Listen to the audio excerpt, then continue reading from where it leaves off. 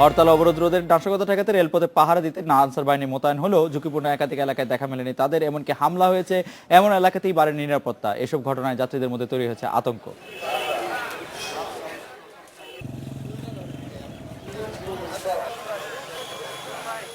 অবরোধ শুরুর পর থেকে ঢাকা চট্টগ্রাম রুটে এভাবে ট্রেন লাইনচ্যুত হয়েছে একাধিক দিন। হরতাল অবরোধের কারণে বাস চলাচল কমে যাওয়ায় রেলেই মূল ভরসা। যাত্রীদের নিরাপত্তা নিশ্চিত করতে রেললাইনের ঝুঁকিপূর্ণ এলাকায় নিরাপত্তারক্ষী নিয়োগ করে রেলওয়ে কর্তৃপক্ষ। এরপরও ব্রাহ্মণবাড়িয়ায় রেললাইনে নাশকতা হয়েছে 2 দফা, ট্রেনে হামলা হয়েছে আরও 2 বার। কিন্তু যেসব এলাকায় এসব ঘটনা ঘটেছে সেগুলোতে দেখা যায়নি আনসার সদস্যদের। বিকাল টাইমে বা সন্ধ্যা টাইমে এই টাইমে দিয়ে সোয়ালেই টাইমে শুয়ে দিই। পাহারায় দুর্বলতার অভিযোগ অস্বীকার করেননি স্টেশনের মাস্টারও। তবে অন্য এক কর্মকর্তা দাবি করেছেন সব চলছে ঠিকঠাক মতোই। বিজিপি আছে, লোকাল থানা আছে, এরা যদি আমাদেরকে একটু এসে হেল্প করে তাহলে আমাদের স্টেশনটারও প্রোটেকশনটারও অনেক ভালো হয়। প্রতি স্টেশনের মাঝে 2-4জন করে আছে বাস চলাচলের জন্য। এর পাশাপাশি আনসারও ডিউটি দিতেছে। ব্রাহ্মণবাড়িয়ার প্রধান রেলগেট এলাকা সহ বেশ কয়েকটি এলাকাকে ঝুঁকিপূর্ণ হিসেবে চিহ্নিত করেছে পুলিশ। রেল ক্রসিং এ পোস্ট থাকে, কুরুলিয়াতে পোস্ট থাকে, শিমবেলকান্দিতে পোস্ট থাকে। আমরা এরকম নিরাপত্তা জোরদার করেছি এবং আমরা আশা করতেছি যে এখানে যারা নাশকতা করতে চায় তাদেরকে আমরা প্রতিরোধ করতে পারবো। গাজীপুরের শ্রীপুর স্টেশনে গত সোমবার ট্রেনে ককটেল ও পেট্রোল বোমা হামলার পরও স্টেশনে বাড়ানো হয়নি নিরাপত্তা। এই ঘটনায় যাত্রীদের মধ্যে তৈরি হয়েছে আতঙ্ক। আমরা যে বের হয়েছি বাড়ি থেকে সেটা নিয়েও কিন্তু আমাদের গার্জিয়ান যারা আছে তারা টেনশনে থাকে। ট্রেনের নিরাপত্তা এবং নিরাপদে চালানোর জন্য আমাদের স্টেশনের থানার স্টাফ আছে, পুলিশ স্টাফ আছে, আবার লাইনে পাহারারত আনসার আছে। এ পর্যন্ত শ্রীপুর স্টেশনে হামলাকারীরা চিহ্নিত হয়নি। নজরুল ইসলাম তমাল, ইন্ডিপেন্ডেন্ট নিউজ। এখন চট্টগ্রাম, রাজশাহী, বগুড়া এবং খুলনা থেকে যোগ দিচ্ছেন আমাদের সহকর্মীরা। আমি প্রথমেই আমাদের চট্টগ্রামের আবাসিক প্রধান জনাব মামুন আব্দুল্লাহ, আপনার কাছে জানতে চাইবো যে রেলে নাশকতা বন্ধে আনসার বাহিনী কতটা ভূমিকা রাখতে পারছে সেটা নিয়ে আপনি প্রশ্ন আমাদের প্রতিবেদকরা করছেন। আপনার কাছে কি মনে হয় এই আনসার বাহিনী আসলে মানুষের মনে ভীতির যে সঞ্চার হয়েছে তা দূর করতে কিভাবে সাহায্য করছে?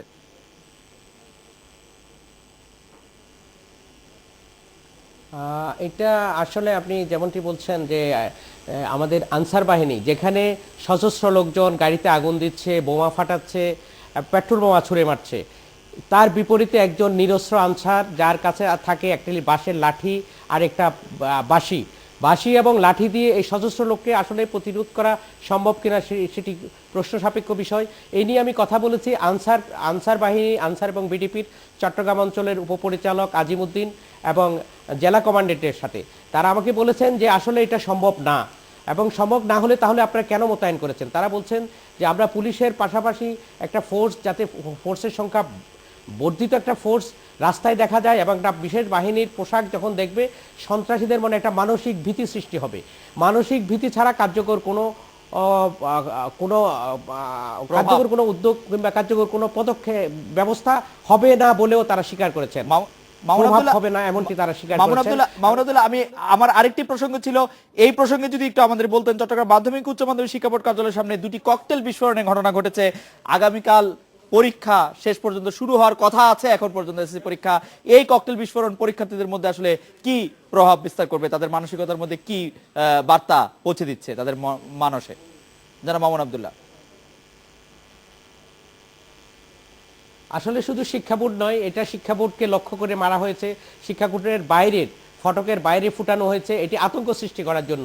স্বাভাবিক কারণে পুলিশ কর্মকর্তারা মনে করছেন যে সরকার এত কিছুর পরও যেহেতু পরীক্ষা নিয়ে নেওয়ার ব্যাপারে বিভিন্ন কায়দা কানুন করে পরীক্ষা নিয়ে নেওয়ার ব্যাপারে সরকার সক্রিয় আছেন এবং সরকারি মনোভাবকে দুর্বল করার জন্য এবং ছাত্রছাত্রীর মনে আতঙ্ক সৃষ্টি করার জন্য এটি করা হয়েছে। পুলিশ কর্মকর্তারা এটি মনে করছেন, কিন্তু বাস্তবতা হচ্ছে ছাত্রছাত্রীরা মনে করছেন যে হয়তো শুক্রবার দিন কোনো নাশকতা হবে না, আর এই নাশকতা না হলে তারা পরীক্ষার হলে যাবেন, এমনটি অনেকেই মনে করছেন। জনাব মামুন আব্দুল্লাহ, আপনাকে ধন্যবাদ। আমি জনাব আহসান হাবিব, আপনার কাছে জানতে চাইবো যে আজ নাশকতার পরিবর্তে রাজশাহীতে মানববন্ধন হয়েছে, এতে কারা অংশ নিয়েছে সেই প্রশ্নটির আগে আপনাকে আনসার বাহিনী রেলের নাশকতা বন্ধে কিভাবে কার্যকর উদ্যোগ নিতে পারছে সেটিও একটু জানতে চাইবো। জনাব আহসান হাবিব, অপু।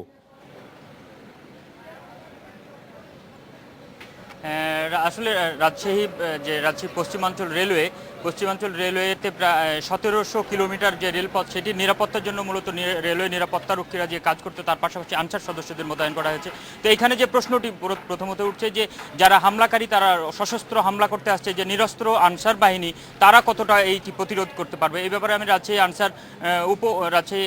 রেঞ্জের যিনি আনসারের উপপরিচালক আছেন মোস্তাক হোসেন, তার সাথে কথা বলেছি। তিনি যেটি দাবি করেছেন যে মূলত এখানে পুলিশের আনসার সদস্যদের মোতায়েন করা হচ্ছে একটু অন্য ধাঁচে, অন্য আঙ্গিকের, যে তাদের মূলত স্থানীয় লোকজন, আনসার ভিডিপি সদস্য যারা আছে তাদেরকে নিয়োগ করা হচ্ছে, এবং এই ক্ষেত্রে যে সুবিধাটি তারা পাবে, যে তারা মানে কোথাও যদি অপরিচিত লোকজন সেই এলাকায় যেতে চায় তাহলে হয়তো তারা চিনতে পারবে, এবং স্থানীয় কেউ হামলাকারী হলেও তাদেরকেও চিনতে পারবে, অথবা বাইরের থেকে আসলেও চিনতে পারবে। এটি তাদের একটি যুক্তি, এবং এর বাইরে যে কোনো হামলাকারীদের তারা হয়তো প্রতিহত করতে না পারলেও তারা সেই তথ্যটি খুব দ্রুত তার সাথে অন্যান্যদের দিতে পারবে। এতে রেলওয়ে নিরাপত্তা কর্মী এছাড়া পুলিশ সদস্য যারা আছে তারা হয়তো দ্রুততম সময়ে সেখানে যে পৌঁছতে পারবে। আরেকটি কথা, রেলওয়ে কর্মকর্তারা যেটি বলছেন যে এই যে আনসার সদস্যরা আছে তাদের রেলওয়ের যে রেল লাইন দেখার যারা দায়িত্ব আছে তারাও সাথে থাকছে।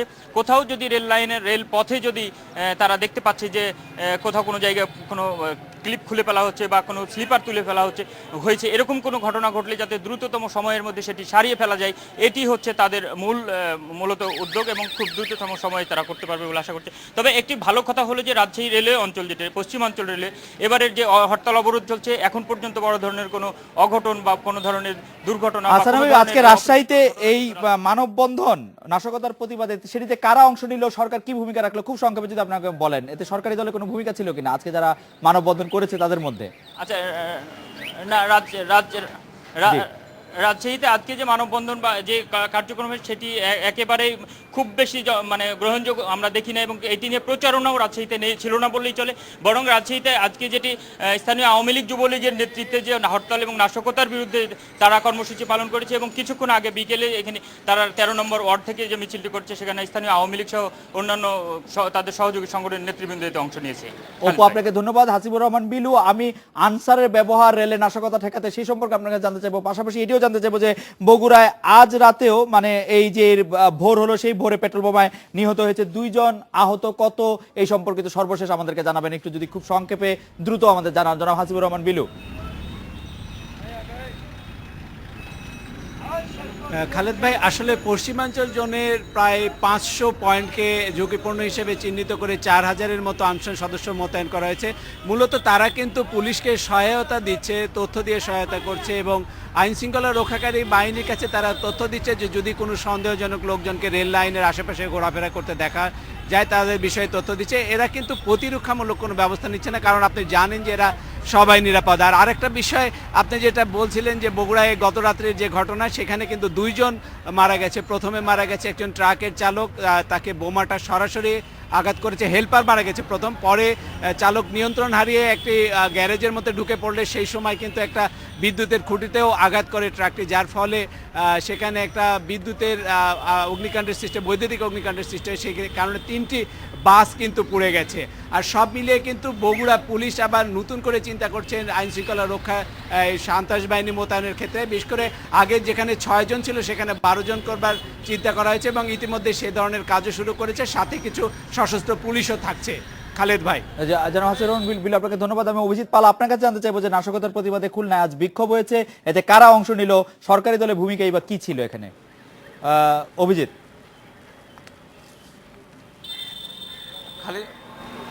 খালিদ ভাই, খুলনাতে কিন্তু নাশকতার প্রতিরোধের কারণে কিন্তু আজকে খুলনার বাংলাদেশ মেডিকেল অ্যাসোসিয়েশন খুলনা শাখা কিন্তু তারা একটি মানববন্ধন করেছে দুপুরের দিকে, এবং সেই মানববন্ধনের নেতৃত্ব দিয়েছেন কিন্তু বাংলাদেশ মেডিকেল অ্যাসোসিয়েশনের কেন্দ্রীয় সহসভাপতি ডাক্তার বাহার, কিন্তু উনি কিন্তু খুলনা জেলা আওয়ামী লীগেরও কিন্তু সাধারণ সম্পাদক, সহসভাপতি। এবং এছাড়াও কিন্তু খুলনাতে আজকে আওয়ামী লীগ কিন্তু হরতাল এবং নাশকতা বিরোধী মিছিলও করেছে, এবং এক কথায় বলতে গেলে কিন্তু যে খুলনাতে নাশকতা বিরোধী যে মানববন্ধন বা সভা সমাবেশগুলো হচ্ছে, এগুলোর পেছনে কিন্তু আসলে সরকারি দলের সমর্থক বা সরকারি দলের নেতাকর্মীরাই কিন্তু আসলে এটা নিয়ে তারা প্রচারণা চালাচ্ছেন। এছাড়াও খালিদ ভাই, আপনাকে আরও একটু জানিয়ে রাখি যে খুলনার স্বাভাবিক পরিস্থিতি কিন্তু রাতের দিনের স্বাভাবিক পরিস্থিতি থাকলেও রাতে কিন্তু পরিস্থিতির পরিবর্তন ঘটছে, এবং রাতে কিন্তু বিভিন্ন স্থানে ককটেল বিস্ফোরণের ঘটনাও কিন্তু ঘটছে। অভিজিৎ পাল, আপনাকে ধন্যবাদ।